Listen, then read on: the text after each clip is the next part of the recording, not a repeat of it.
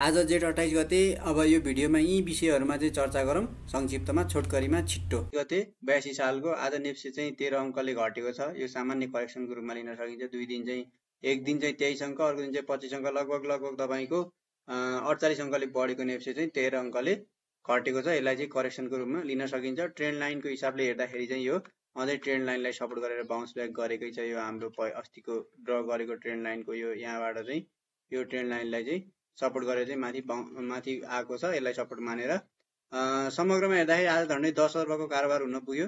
10 अर्ब झन्डै 9 अर्ब 90 करोडको कारोबार भयो।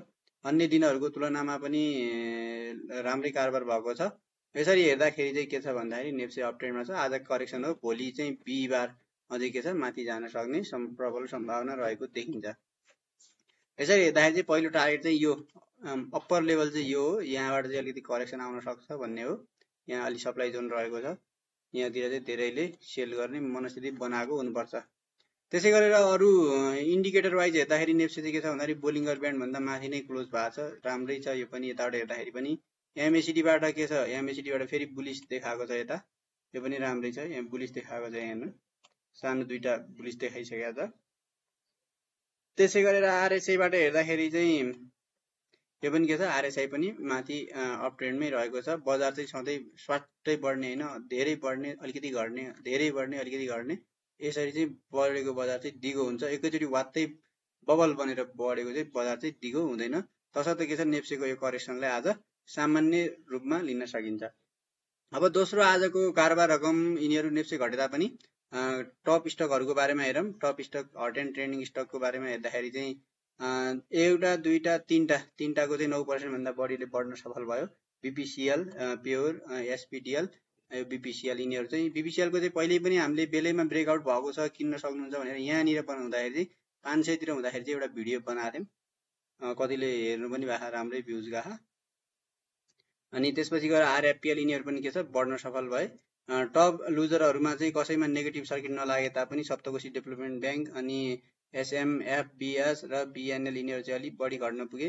टप कारोबारको हिसाबले हेर्दाखेरि चाहिँ राति अनस्टपेबल अझै पनि के छ रातिको कारोबार बढी नै रहेको छ। अनि एसएसपीसी पनि बढिरहेको। यसको चाहिँ के छ यो पनि ब्रेकआउट हुन नलागा। यसको बारेमा पनि अब भिडियो बनाउँला। यदि यो ठाउँमा यहाँबाट ब्रेकआउट भयो भने चाहिँ अलि माथि जान सक्ने सम्भावना छ। तर के थाहा भन्दा यहाँबाट डबल टेस्ट गरेर डाउन पनि आउन सक्छ। त्यसै गरेर बीपीसीएलको पनि थर्ड नम्बरमा कारोबार हुन पुग्यो। आज पनि धेरै बीपीसीएलको पनि कारोबार भयो। यूपीसीएल, सीएससीएल, एनजीपीएल, एसपीडीएल अनि यिनीहरू एकेपीएलको पनि के छ धेरै कारोबार हुन पुग्यो। सबभन्दा धेरै चाहिँ रातिको 61 करोड भयो। त्यसपछि एसएसपीसी 59 करोड, 58 करोड यसरी चाहिँ कारोबार हुन पुग्यो। अब एकेपीएल पनि के छ यहाँसम्म आएको छ। एकेपीएल पनि यहाँ हुँदाखेरि हामीले भिडियो बनाएका थियौँ। धेरैले हेर्नु पनि भएको छ। ब्रेकआउट हुन लाग्यो भनेर त्यतिखेर चाहिँ अहिले बढेकै छ। यसको पहिलो टार्गेट चाहिँ यहाँ 320मा चाहिँ सजिलै पुग्न सक्ने देखिन्छ। अब यसको रेस्ट्रिक्सन छैन। 320बाट चाहिँ अलिकति डाउन आएर माथितिर जान सक्ला नसक्ला त्यो भयो। अब नेप्सेलाई प्रभावित पार्ने पोजिटिभ र नेगेटिभ न्युजको कुरा गर्दाखेरि चाहिँ तपाईँको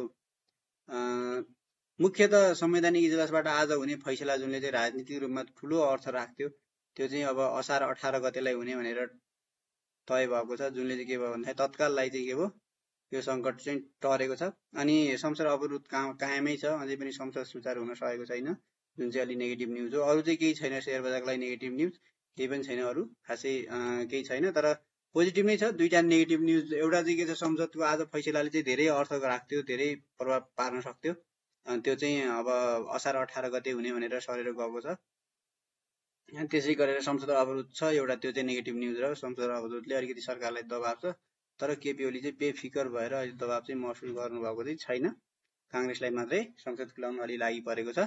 हेरौँ के हुन्छ। यो नेप्सेको यो हाम्रो नेप्से च्यानललाई सब्सक्राइब गर्नु होला। सधैँ चाहिँ हामीले डेली अपडेट ल्याएर आउने गर्छौँ।